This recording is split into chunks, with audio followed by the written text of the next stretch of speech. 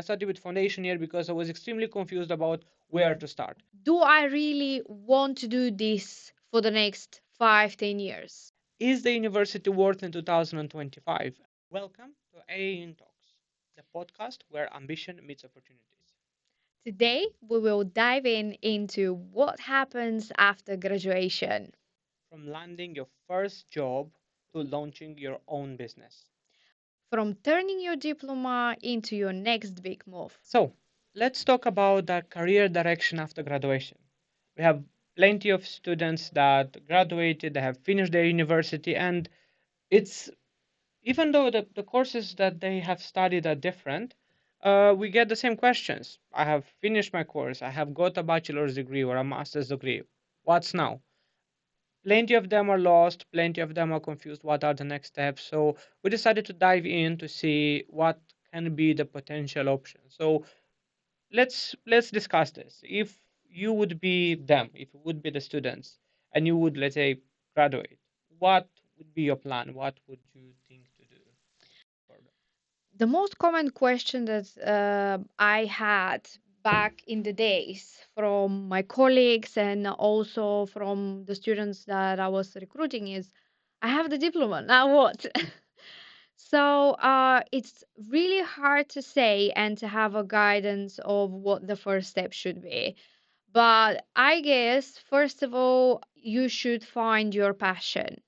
You should find your way into the world, and you should start with asking yourself, do I really want to do this for the next 5, 10 years?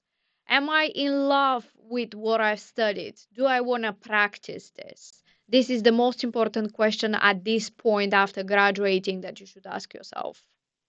Also, I think it's really important for people that have this question already to ask, what would I want to do, or how my ideal workplace or my ideal job would look like. Yes. Because I remember I had a student back in the days, and he asked me this, and I did suggest him like what would be the ideal company you want to work for, and he said he wants to work for Netflix.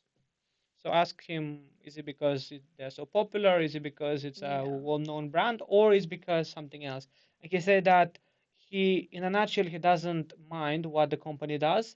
It's the company culture, how the company treats them, Yeah. what the company offers, and so on. And good enough, he did manage to land a job, which was quite low tier at the TikTok, but that happened 5 years ago. So I'm not sure exactly if he progressed or not, but he was super happy, and he said that it doesn't matter what tier is the job, it doesn't matter really what salary it is. Because you can always, yeah, Exactly, so he go can up. see the progression and he can go forward. So I would say another thing, do your research. I would say that's a very important thing, and try to understand for yourself what do you want to do in terms of like, do you want to go for unemployment, do you want to open something for yourself, and so on, and then connect these two dots, the diploma and what did you study there with the job.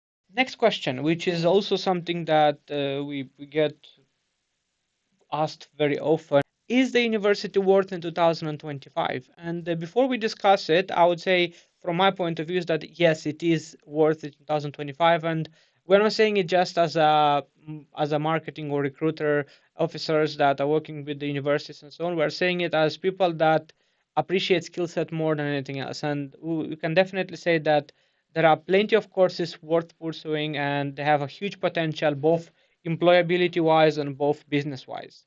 What would you think? Is university worth in 2025?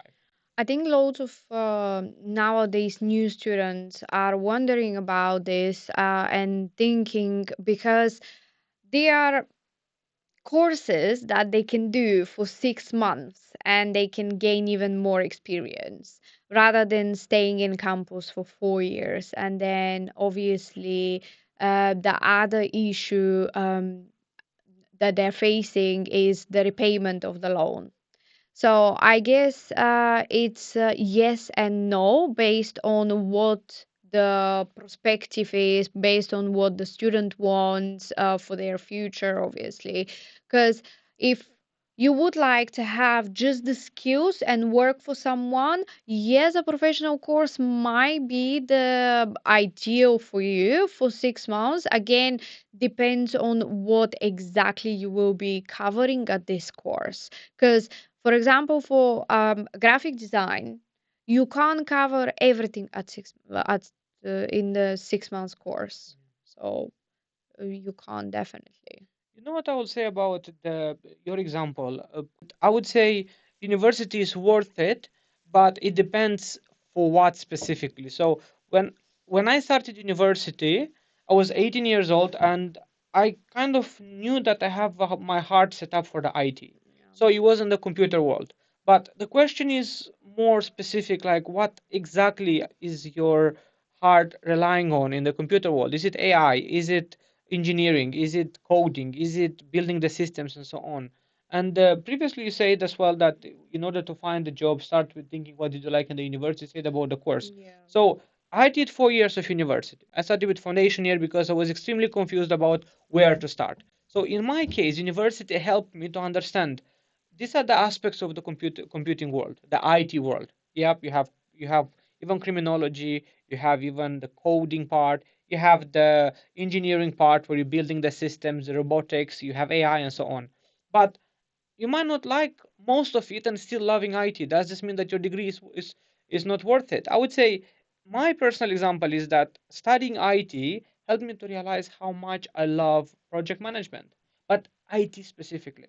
Yeah, definitely based on the aspect of what you are studying. You don't have to like the full field like Exactly. of So, in the light everything. of this, I would say I agree with you in terms of the courses because if someone already has experience, let's say from 15 years old, you are passionate to play the guitar Yeah. and you want to become a professional songwriter and you would like a degree. So, in this case, even having some courses might help you. But if you are passionate about music, you want to become a music writer, for example, but know you don't know where to start at all, then university might give you that extra insight about what can be the path. And we have plenty of students that start with the foundation year, for example, or even in year one, they do a course and then they return back to us and say, I would like to change my course into studying Yeah. something different. So again, in both ways, university is worth it at least because it gives you the insight of what do you like? Is it actually something that you can do, or is just your short time passion that you can do it on the weekend when you're free? Let's say you like to, I don't know, to build cars, yeah, you like to repair cars and so on.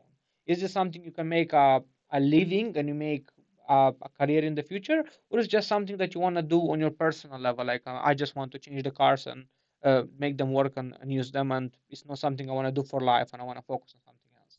Yeah, but this is another side because from another point of view, there are students that they can't be bothered, for example, to change, or they're afraid to change. They don't want to change because they don't know yet what they want to do in the future. Because 4 years is a long way. It's a long way. And in my situation, I started it because I knew what I want to see in 5 years' time, in 4 years' time. Mhm. But there are lots of students who want to change in their second year, in their third year. I would say it's always good to change. For example, I have an IT background, but we have finished a master's degree in management, Yeah. which, if you think about this, you have to have a specific vision about this in order to connect it. So I have people that, sorry, I know people that they did a business degree and then in the masters they're going to do psychology. Why? Because doing business degree, they realize that they like more the HR aspect of the business. They like more knowing people and understanding how they work in a Yeah. business environment. So it's really about how you can play around with this. But I do agree with you that a lot of people are simply scared for the change, scared to pursue something new. And I understand them. I changed my university to another one in the second year because I wasn't challenged enough, and I have to say that I was over challenged after that because uh, you know how they say like it's good to be the best in your house, but it doesn't mean you're best in another house. So Yeah. I turned up to be not the best one in another house, and I had to prove myself. But I would say that it turned out pretty good with me in my case. Um, On this note, I also want to ask something else, which also we have another question that is kind of coming very often is CV versus skill set. So, when you are apply for the university nowadays, you also need a CV so they can see your Yeah. background. Then when you finish your university, you want to put your degree in your CV. Then when you apply for a job, you need to put your CV. So CV is kind of a part of life, let's put it this way. But also people would debate that, okay, listen, I have a skill set, I don't need a CV and so on. So what matters more for the future employers, for the employers that will employ people that finish the courses, CV or the skill set? To be honest, lots of students, even applying for university, they are disregarding the CV. It it is important. At least this is my opinion. It's very important for the university application and also for your employer, because this is the way how your employer will know that you are a person who is following the rules. Because when you go and apply for a job in LinkedIn, they're asking for your CV. They're asking for your CV because they want to know how you will be able to set up your performance, and they want to know that you are following the rules. The rule is that they want a CV. Even though you have skills, you just have to put them in order and present yourself, because if your CV is not done correctly, they're not going to call you. Especially the keywords that you have to use in your CV, they are very, very important. And one of the best thing at university now is that they have employability workshops where you will know how to set up your CV properly for your employer to see it. Because most of our students nowadays, they don't know that once they apply, the CV actually doesn't go to the employer directly. It goes to AI. So if you don't know how to use the keywords to bypass AI, then you would never hear them calling you back for the job that you applied for. Agree. And I would tell you from the IT point of view, I would like to add my IT knowledge in this case, is that the way how the algorithm are built is that the HR, before your CV to get to the HR, it has to go to two stages. So first of all, it's the main stage where the system would basically scan to see your experience and versus what is required. So these are the two aspects that they check first of all. If you have no relevant experience, you often get rejected not even by a real person but by AI, Yeah. because AI will say no, this is the person that we don't want to touch. And then if he manages to go through first AI, second AI goes a bit more in depth. Yes, this person say that he has been a recruiter for 10 years, and that's what we need, 10 years of work experience as a recruiter. But what was he recruiting for? And if they want, let's say, again, IT wise, they want a 360 recruitment, meaning that from the beginning until the end. Yeah. If they want this kind of experience and you have been recruiting through an agency where all you are doing is to call people and say, hey, do you want to work?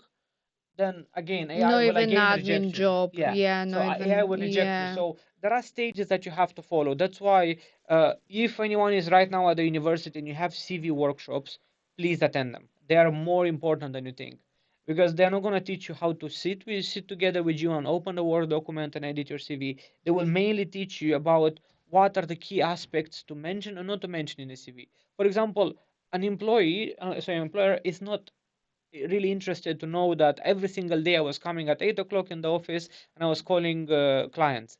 They are interested in metrics. How many clients Yeah. did you call? What were your return on investment in terms of like the balance between your time exposed versus the outcome? For example, you can say I spend 3 weeks of calling a database of clients that were no longer interested to interact with the agency that I The was working for. particular Yeah, yeah. and I managed to return back 20 customers. This is what the HR in the future will be catching on, and this is what AI will flag as green flag. If we can talk about Yeah. the green and red flags. A red flag might be something that is a CV that is not formatted right.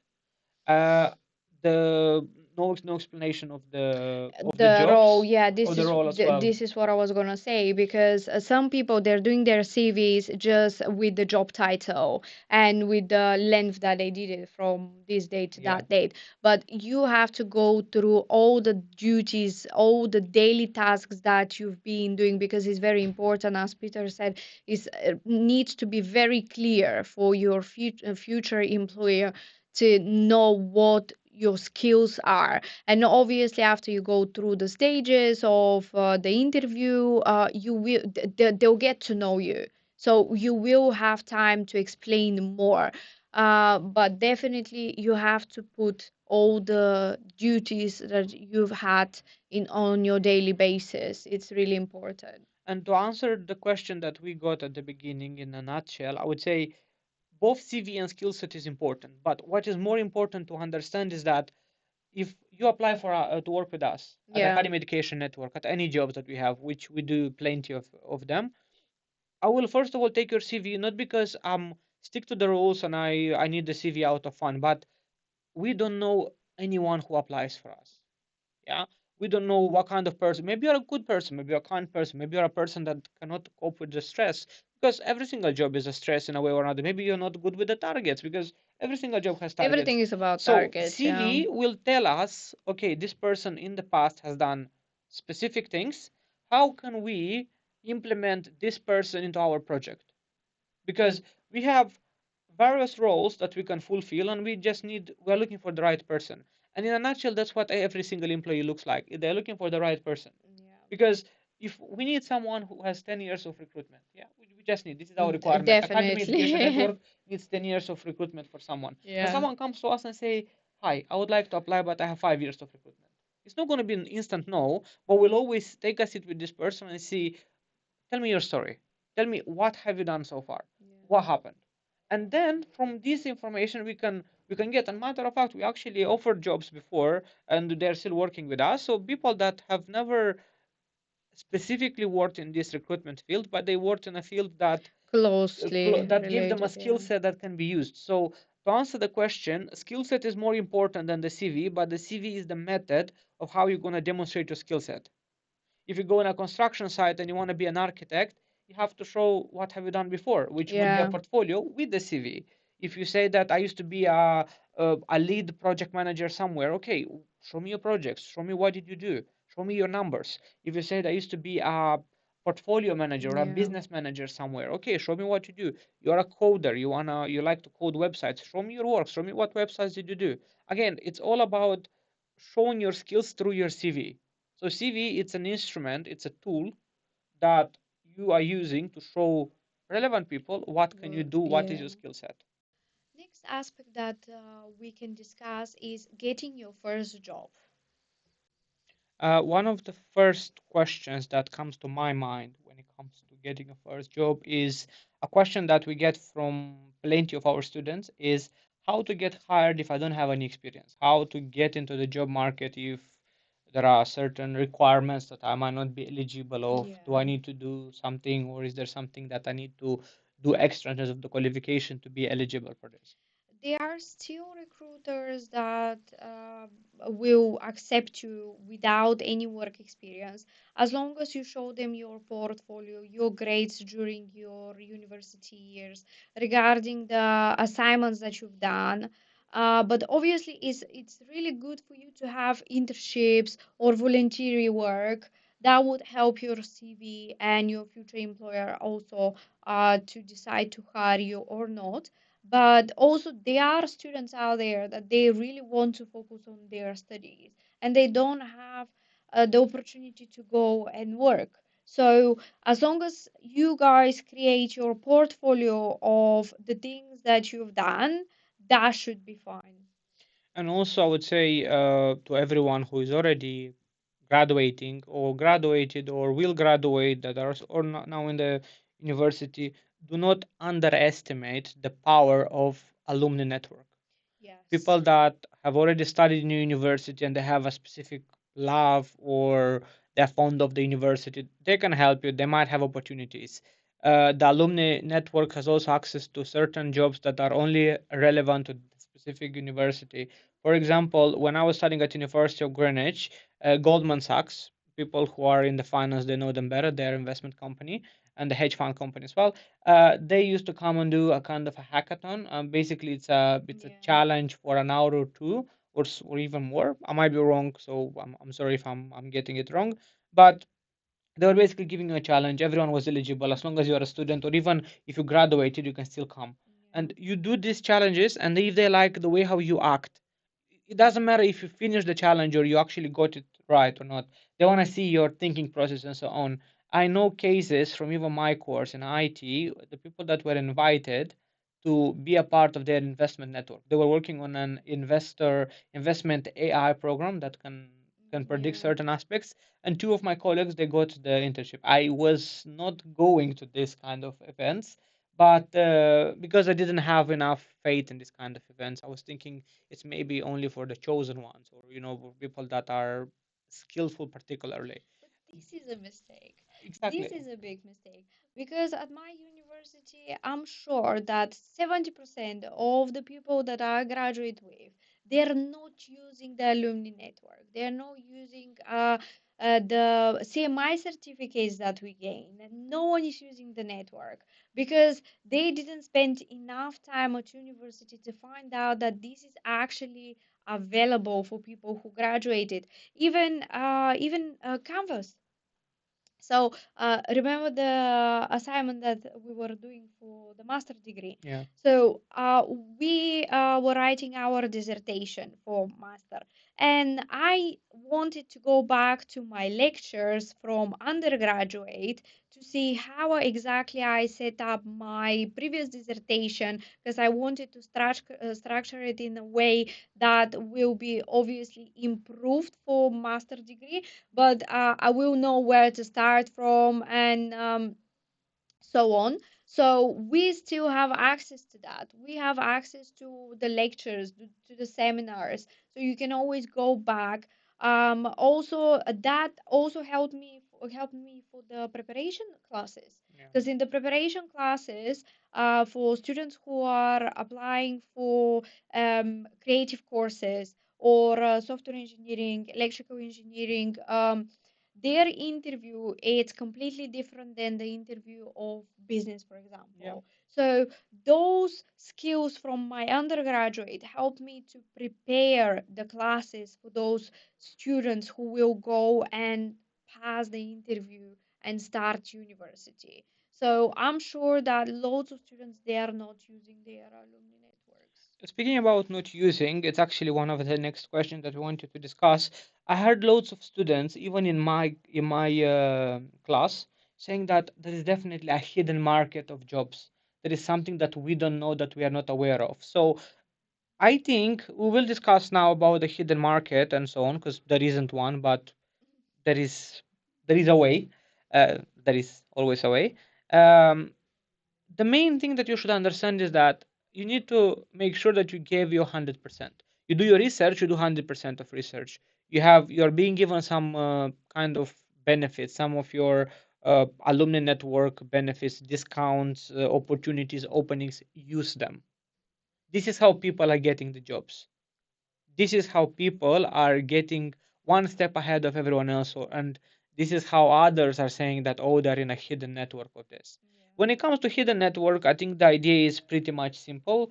There is no such things as hidden network of jobs. It's more like the perseverance. We have a person, and that kind of makes me remember of it. We have a person. We founded this company in April 2024, and we set up the email and everything pretty much in the day one. Yeah. We have a person that is emailing us about redoing our website every single day. Yeah. So imagine, guys, we are filming it now in July 2025, and we founded the company in April 2024. So altogether there are around 14 months. Yeah, so it's about 400 days. We got around 400 emails for the same person every single day. Saturday, Sunday, Christmas Day, Easter Day, doesn't matter. We got the email saying that I can do your website. Please book a meeting. So it wasn't something like pay me for your website or something, book a meeting. So this method is called cold mailing, when you are just trying your luck to see maybe someone needs your service. And while in our case, the IT services are not exactly something we're looking for, because we can kind of sort it out ourselves, it's a very good method for many companies to get in touch with someone. Because I know people that landed certain jobs in the companies that the company didn't know they need that job specifically. They just kept on getting emails, and then they Yes. read it. They said, okay, let's have an interview with this person. They had the interview, and then they said, this is what we are looking for. This is what we need. So try your luck. Cold emailing is an option. It is definitely a luck, because even if you don't need this, one day you will be so fed up of getting the same email, being contacted to the same person. I know that lots of you are calling them scammers, and you will block them, you will put their email in a junk, you won't subscribe, and all of this. But one day you will remember, and I'm like, there was a person. I'm really busy right now to do something on the website. Let me call him, because this is how the market works. You have to be consistent. Even when I'm doing the workshops for social media for our agents, this is what I'm telling them as well. Consistency is the key. And another thing that I want to mention is everyone has access to one platform that basically contains all the jobs, and that's LinkedIn. But the way how LinkedIn is used, this is what is different. Yeah. So we are posting relatively rare on the LinkedIn, which is something that we're gonna improve We need to start working on in the it. next Yeah. couple of months. But from time to time, or we, or even you are used to post a post about we are hiring, we are looking for people to work. And so far, I think I have only 2 or 3 people that actually did it the way how it should be done. So they applied for the job, how it should be done. I'm gonna give you a trick so you can understand this. And again, it's just free information. You want to use it. No, no. When you have a job, when you see a job, let's say you see a job that is posted by Academy Education Network. So what you do is, first of all, read the requirements. As we already mentioned, even if 3 out of 10 requirements are you are fulfilling only, apply. We might like you, we might need you exactly with those 3 requirements out of 10. Once you apply, meaning that you go through all the process, they will ask you to fill in certain details and so on. That details is important, but not necessarily for us, for me, or for Pepe, because there is an AI that asks us as recruiters, what are you looking for in a person? And that's how other companies do. I'm looking this person to be eligible to work in the UK, for example, to have this experience and so on and so forth. So when you get rejections on LinkedIn sometimes straight away, it's the AI rejecting it, as we already discussed. Once you submitted the file, even if the file asks you to upload the CV only, what you do after, see who posted this job and text them. Hi, I've seen your job as at whatever, whatever, whatever. I'm very interested in this job, and then give them a brief explanation. I'll tell you why is this important. We had a student, ex-student, that managed to find us on LinkedIn. He applied. He wasn't exactly eligible from all the points of view that we were looking for. Yeah, so there were certain aspects that we demanded them, and the AI rejected him. But because he texted us, we went into the applicants list and we saw him rejected by the system. So we clicked on removing the rejection and we invited him for an interview. And it turns out that he has so much experience that we need that at one point I was feeling slightly downgraded in terms of the knowledge that he had. How would I find out this? Because AI doesn't tell me this. Nobody tells me this. And even if he wouldn't be perseverant enough into sending me a message and to be like, okay, that's my cover letter, that's my CV, that's what I can do, I wouldn't touch it. So the point is, as I said, text that person that recruits and try just express your feelings about the job. I really want to try this job. Worst they can say it's no. That's the worst literally that can happen to you. If they will accept you, if they'll ask you to sit for an interview, come in for an office, then that's exactly what you're looking for. And then if you are rejected because you failed an interview, remember, you go to the interview. There are tens, even hundreds of thousands of people that are applying for the same job, but they don't even get the chance for their CV to be seen. If you get to the interview stage, it means that whatever you do, you're doing right. You just have to keep on doing it. So there is not really a hidden market. It's LinkedIn. Indeed as well. I'm sure Indeed is quite Yeah. international, but mainly LinkedIn. They have loads of jobs. They are more refresh jobs and so on. And then try to look on the website itself. Let's say you establish the company that you want to look for. Let's say you want to work for, give me a company. Give me an example of a company. Sainsbury's. Sainsbury's, yeah. You obviously don't want to set up groceries. You want to do something more high level. Go on their website, click on the careers, because sometimes their recruitment team might be busy enough not to post it on LinkedIn, but they will post it in their website so you can apply there directly. So it's all about whether you really want, how much do you want it. Yeah, depends of the research and what exactly are you using to do your research. And again, you have to first of all decide if you want to work for a big company or a startup company. If you want to have a bigger chance to work in a big company, uh, definitely you have to work into your communication skills. You have to work on your CV introduction. And to be honest, you don't have to get upset if you got rejected because this is already a big company. And most probably they won't be able to accommodate everyone to see their CVs and so on. But if you need a job now, my recommendation will be definitely for you to start with a small company, with a setup company, because there you will have more attention towards you.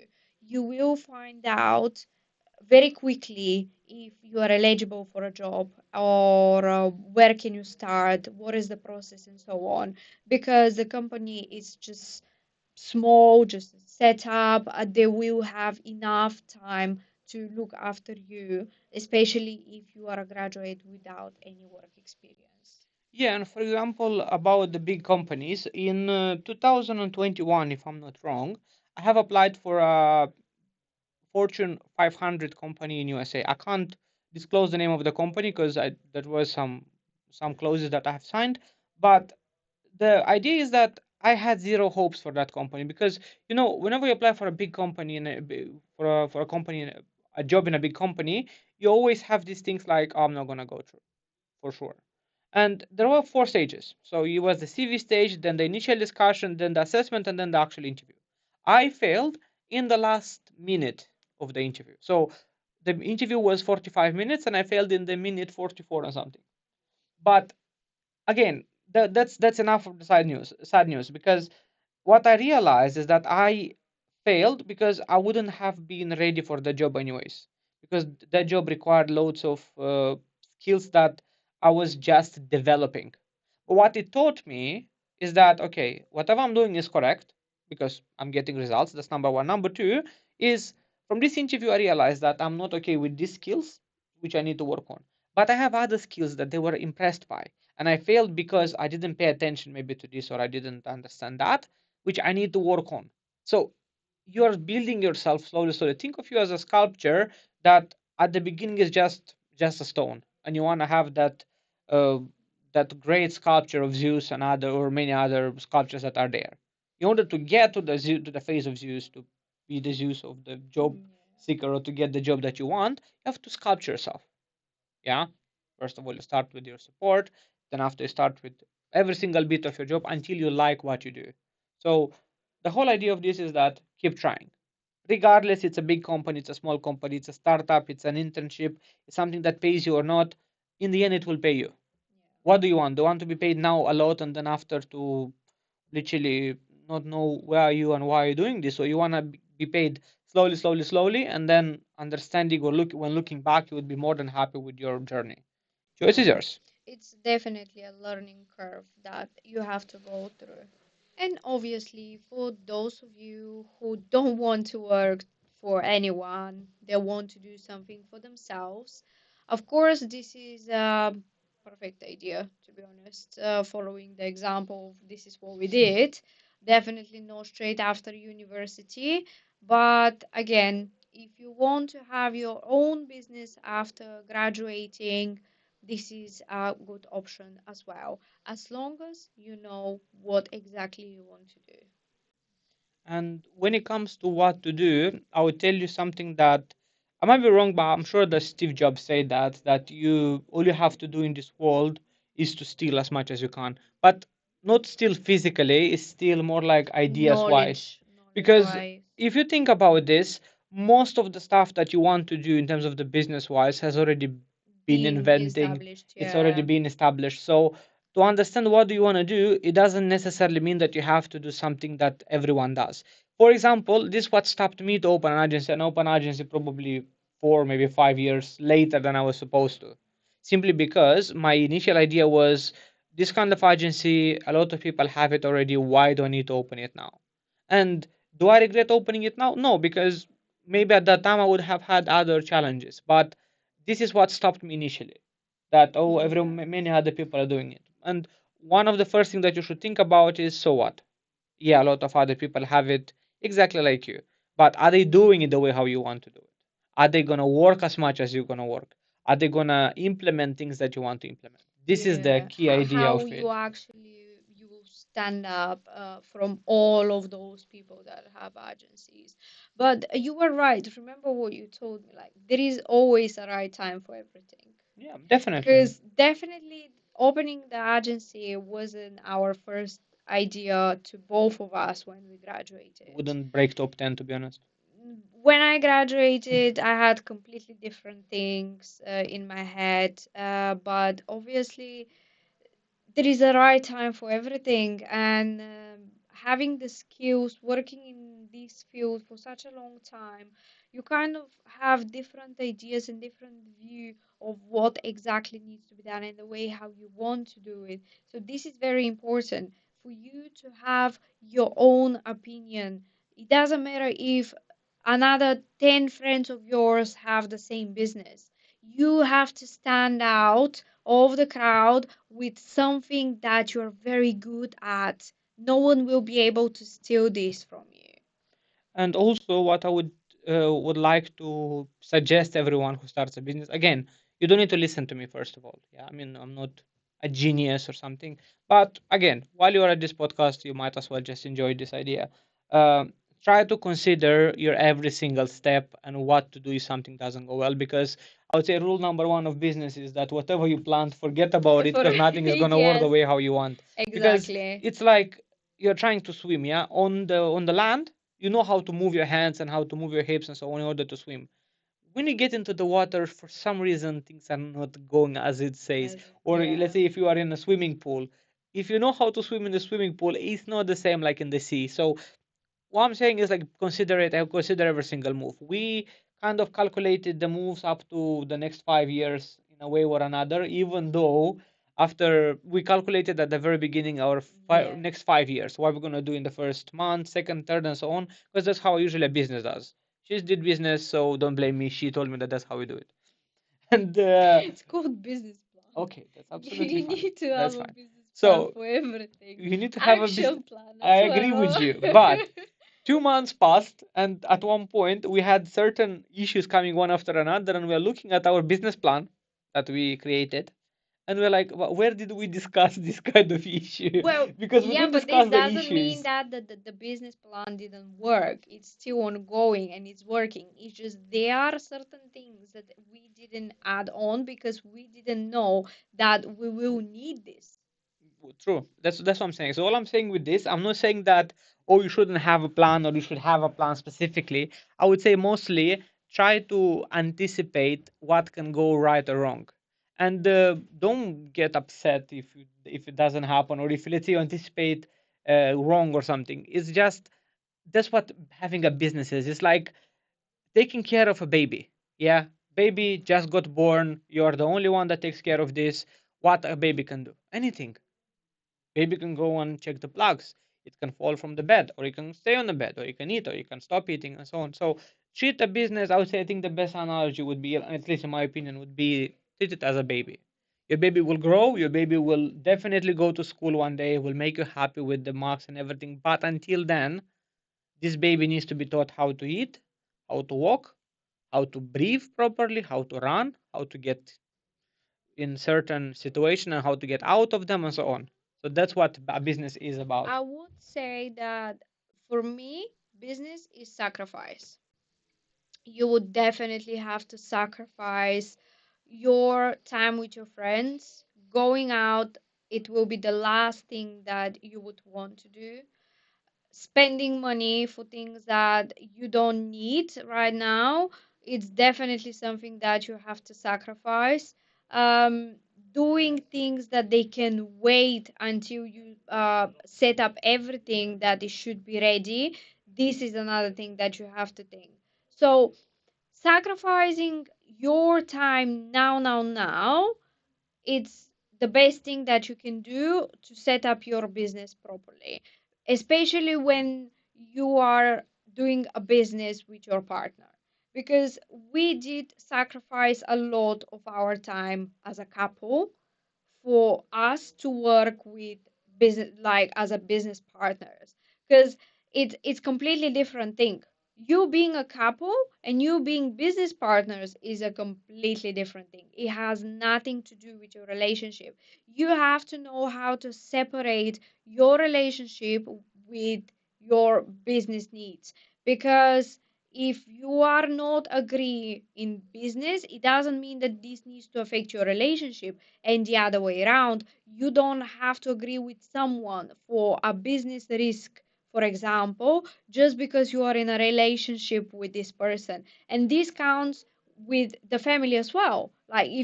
if you do family business with your sister, brother, cousin, or anyone else, you have to think for the business, not for your relationship.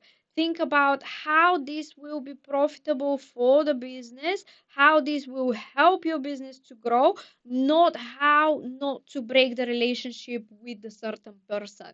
Because if you do the business just because you agreed with the family member, your business is not going to be successful. And one thing that I want to also add that we faced, and we coped with it quite quick, to be honest, but it's something that everyone will face, in my opinion, would be to pass the message of how important is what you are doing to everyone else, including your family. Because the way how you see your business is the way how you see your business.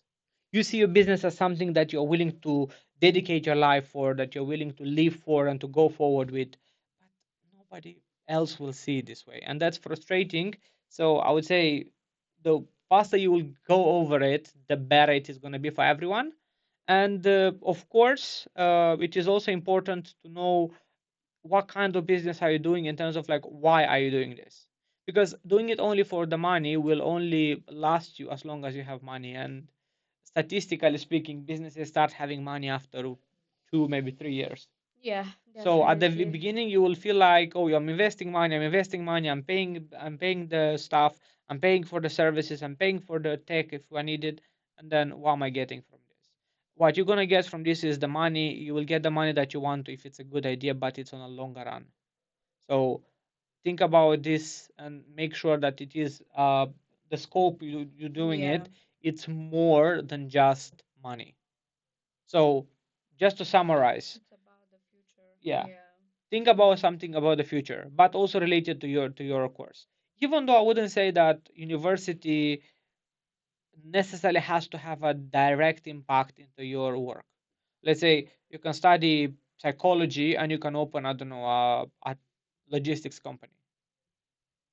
It might be very less related to this, but if this is what you feel like doing, this is if you have a very established idea with all the pros and cons, go for it. But do your proper research. That would be number two. Yeah, So first one, definitely. do what you like. Second one, do your research. Third of all, you have to realize who you are in business with. If you have a business partner, it's you and that person, not versus that person, but and that person. If it's only yourself, you have to deal with it yourself. There is no such things as someone will help me, someone with this one. It's pretty much No, only you or you the are person you are alone. doing Yeah. with. And the last one, I would say you have to lower your expectations and work more than anyone would work. Because as we said at the beginning, if anyone else already does this business, what makes you different from that business? And the first thing that can make you different from that business is you to work more than anyone in that other business that does like exactly like you will ever do. Yeah, we can have 100 other people that do exactly like what like we do Mm-hmm. here, but if we too are working 24/7 to make sure that we are successful, then we already halfway through the success. We just have to push a bit more. have to be a bit more consistent, more ingenious, if I may, and so on. Yeah, it's very important to find out, first of all, if you're gonna do this with your savings or if you're gonna take a loan. Because if you are opening a business with your savings, even if you do a mistake, that would be fine because you have already the money. And even if you lose them, you will know where the mistake was and you will save again, you will work on it, and obviously you will be able to cover whatever needs to be covered. But if you're taking a loan from the bank and we are talking about, let's say, 50, 60, 100, Yeah, depends of your business idea. First of all, the first thing that the bank will ask is the business plan. They yeah, will ask about the business plan, not for the next 2 years, for the next 10, for the next 10 years. They will know that they need to know that you will be able to return the money back. So you have to be very well prepared to spend hours on this business plan and explain to someone that you don't know why they should give you the money, why your business will be running so well that you will be returning this money on a monthly basis, because you don't return loans when you want to. They're not going to ask you if you had profit or not. That would be every month, and you should know how to spend this money in the future. And I would say definitely if you set up a business plan or if you're going to ask someone to do it for you as a business consultant, I can tell you that you have to be very clear with what you want with your business consultant. I had a consultation with this lady the other day yeah. about her business, and it's okay for you not to know, but when they ask you questions, when a business consultant is asking you questions, they are asking you questions for a reason. So think about it, write it down, don't instantly answer to it and then forget about it. Write down everything that you're talking about with your business consultant. The first thing that I'm asking the people who are contacting me, my clients, are, how do you see it? Why? What is Yeah. your passion? What is your passion? What is the idea inside of your head? Why do you want to do this? Do you think this is going to be successful? What is the main reason for you to do this? Because you have to understand for yourself if you want to do this. Because if you decide to pay to a business consultant for them to do your research, finding a venue if you have to have a venue or office, or doing the business plan for the bank and everything, you will pay such a big amount of money to this person. And then in the end, if you just don't want to do it anyway, you just don't want it anymore for any reason, there is no point. So first of all, you have to think for yourself what you want to do, why are you choosing this business consultant. And if you're going to choose business consultant, again, write everything down, think about it, call the person again the second day. Listen, I changed my mind, I think this is what it needs to be done. Tell me if I'm right, tell me if I'm wrong. Because lots of people, they need business consultants because you might not know what to open. You have no idea at all. I would say that most of the people have no idea what to open, and this is a big part of research that they have to do. They have to understand where they can go. So again, talking about what we already talked about, look into your skill set. Yeah. If you are a good driver and you like cars and you have studied a business degree, then maybe you can open a whether you can open a service that fixes car, or you can start a company that buys cars that are a bit, let's say, faulty, and you fix them and you sell them for a profit and so on, which is something that people would do. Now people would say, oh, but this is quick cash, I don't want this. it it depends of how you see this kind of business. Yeah, everyone can see a business differently, but I'll tell you that if you look into the richest people in the world, where Yeah. do they make the money from? They made money from so-called boring businesses. Nobody went through a business that, first of all, brought their revenue in 1 year. That's absurd. Um, Second of all, they didn't do something innovative. They did same thing again and again and again until it worked. And the third of all, they couldn't do it without having an advisor next to them, someone Yeah. who can guide them through whether they do the right choice or not, whether they are using their money sources right, or they How they're should use them supposed to more and be, so yeah. on. So I would say business has loads of ins and outs. So if you think about, I'm just going to open a business, it only sounds easy in your mind because you made it sound easy. In reality, it's a Everyone bit made more it sound challenging. easy. To be honest, everyone made it sound easy because nowadays, especially in recruitment, it's easy to say, oh, you will be able to open a business once you graduate. But no one tells you how We don't and do it why. actually.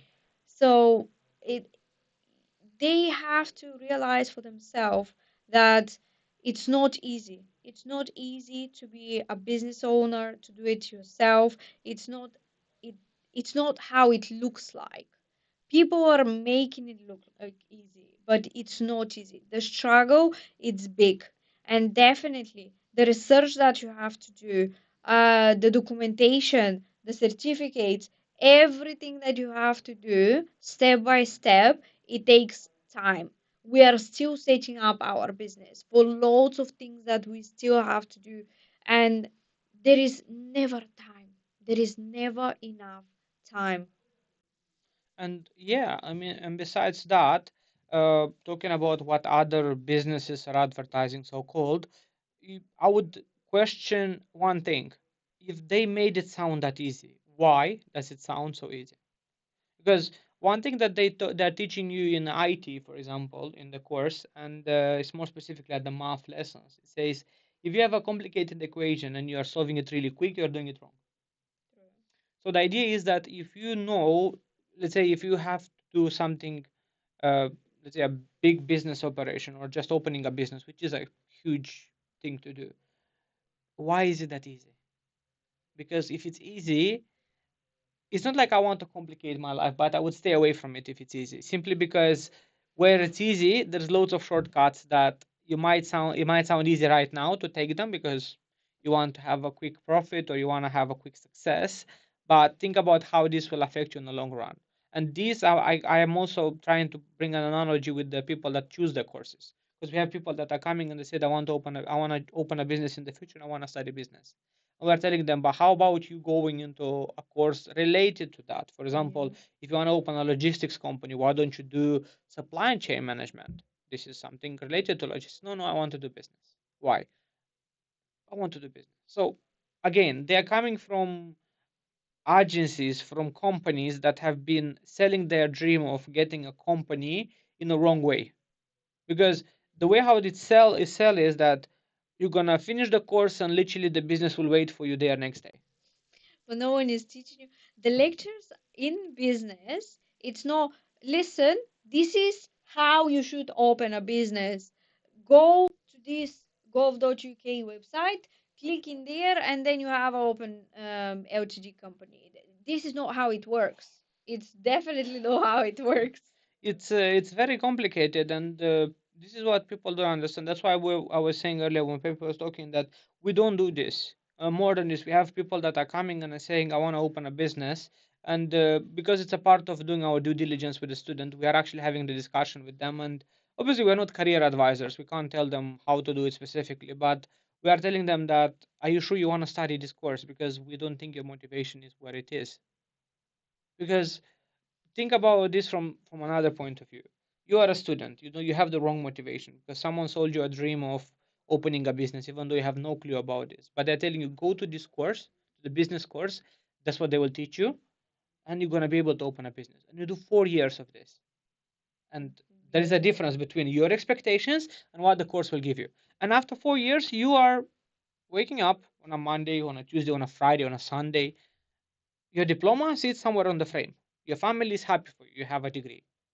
But the reality is a bit different. What are you going to do with this degree? Exactly. Because, okay, you have a degree, and what is your business? You are expecting this business, and everyone expects your business because the logic is very short. You did business, you know how to open a business, but it's not working like this. No, You definitely have it's to not go a working bit like more that. deep into this. You have to go more into, do I want this? What do I want from this business? If you want to go on a business side, of course, the same challenges you will have if you're looking for a job. But looking for a job and creating a platform for people to work, it's two different things. When you open a company, when you have your own business, you are creating a platform for people to come to work. So, what do you need to know about this? I can tell you from our experience. What do we need to know? We need to know the laws. So you need to be a lawyer in your Yeah. company. You need to be an accountant because at the beginning you might not have the money to pay for an account. You need to be an IT manager. We got lucky here. We need to be a business consultant. We also got lucky here. You need to be as well a marketing operative. We also got lucky here. So in a company you need to fulfill 5 6 jobs, and that's what university doesn't teach you. University teaches you that, okay, you will need to hire someone that does this. Yeah, that's fine. Let's talk about if I don't have the money to hire someone. Yeah. Someone has to do it. And that's why a lot of people are struggling. That's why a lot of people are opening companies and they're closing them. They're closing them exactly because nobody told them the ins and out. We're not here to tell you ins and out, we're just telling you the challenges that we had as a business owners. The challenges that you might have if you are living with a dream that I'm just going to open a company, but I don't know what. By the time you finish school, university, college, and anything, you should also already know approximately what kind of business you want to open if you want to open it. If you want to find a job, you should know also do. Play ahead of time. I used to tell my sister something about the driving license. She's keep on trying to book everything and so on, and she's in the last year of university. So I told her the reason why you should do it now and not later on is because later on you might not have a time. Think about this: you are in the university.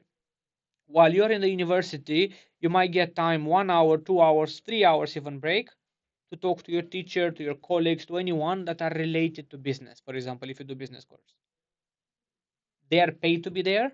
You are paying to be there. Yeah. And you don't ask them. You don't ask teachers the questions that you might have about the business. How to do a business plan, how to do a lot of other things.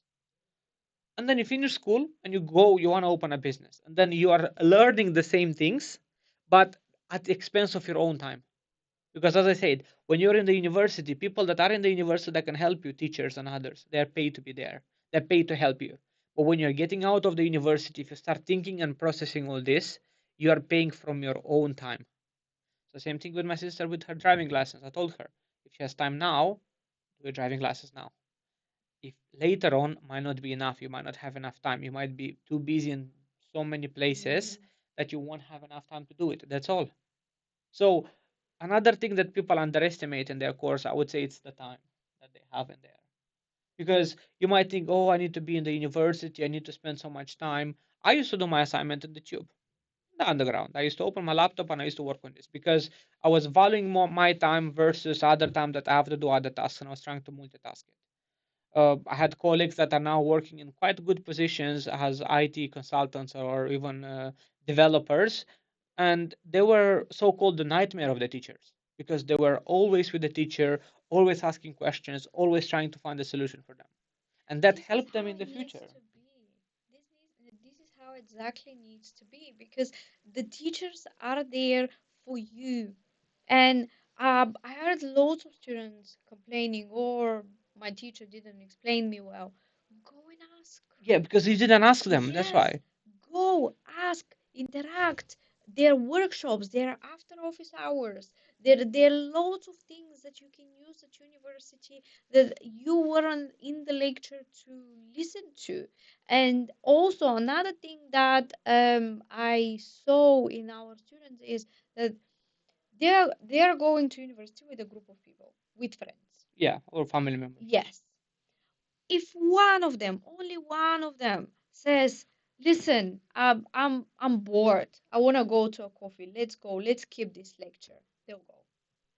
And exactly in this lecture, they will say something important that you will miss, and then you won't have enough time to go back to it again. On the tone of this, I want to explain actually why did I change universities? Because I did 2 years of the university in one place, then I moved to my final university where I graduated with a bachelor's degree. So it all happened because of a teacher. So I already mentioned that I really love the project management course, and it's something that even now I'm fond of. And it's something very specific when it comes to the IT project management, but I like it. And I have books at home, I have courses that I bought, and I'm keep on watching and rewatching them and so on. So I had a question that is quite specific, but because he was a project manager teacher, it was relevant. You ask a project management question to the project management teacher, and my teacher told me that he was quite rude, but frankly, that opened my eyes pretty much well. He told me, why you keep on asking me these questions? Do you think this is my full-time paid job to answer you these questions? And you might think it's rude. I think I understood why he said that. He is a teacher that maybe never got so many questions. B, maybe he had too many classes. From the student perspective, for a student that wants to do something in his life, the 20 years old me decided to leave the course and to go somewhere else where these questions will be answered. And when I went to another university where the challenges were way more big than how it was in my previous university, I got knocked out in another life because I was no longer the only one from the class that asked the questions. I was the last one from the class that thought about to answer the questions. I was not the first one to go into a lab for the IT, but I was among the last ones to come because people were already there. And when you see this kind of work rate and dedication, where people are actually trying Yeah. to, and they use the teacher as a sponge. They are squeezing him of the information to get it.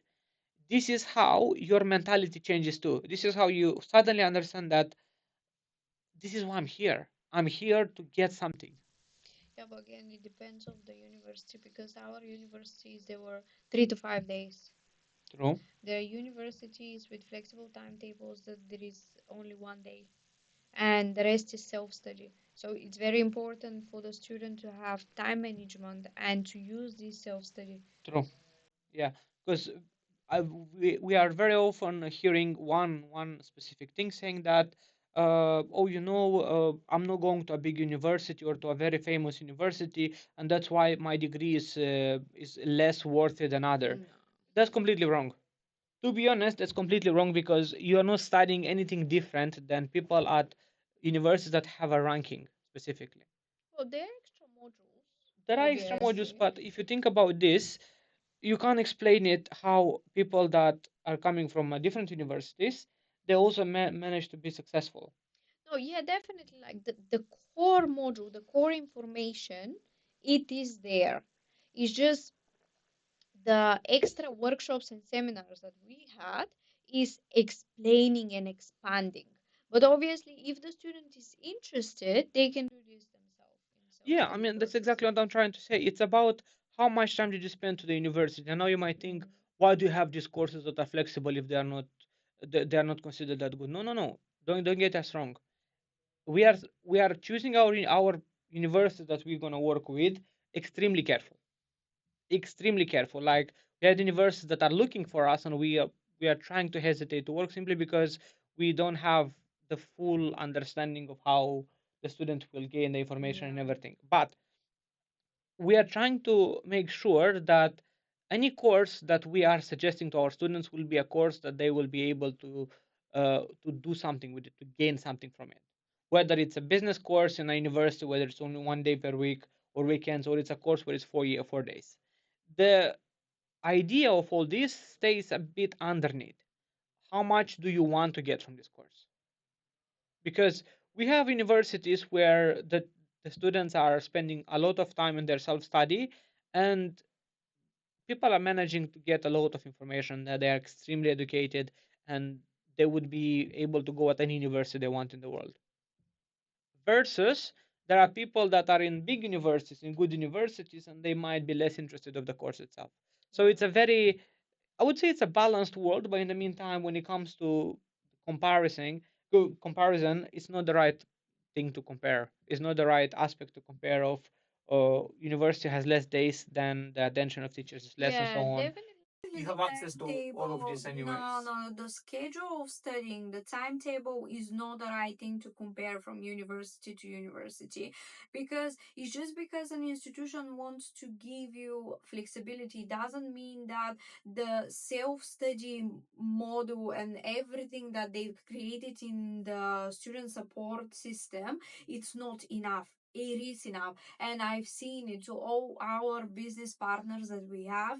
We've been to the student portals and we see what exactly is given in there, and it is a lot of information, and they have such an open network that they can go and literally dig in and study for hours and days if they want to.